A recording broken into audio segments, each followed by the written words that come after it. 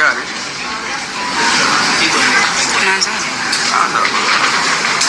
Kristo tumaini letu.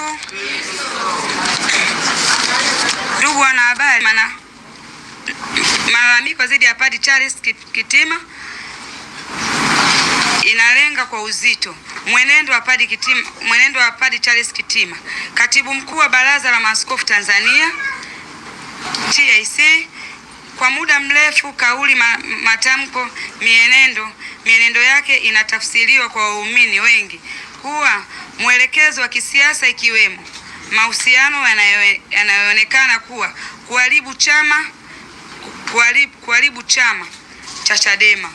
Hoja kuu zilizowasilishwa ni hatari ya kulifanya kanisa lionekane upande wa chama cha kisiasa, kuvuruga nafasi ya kanisa kama sauti ya haki ya wote, hoji uhalali wa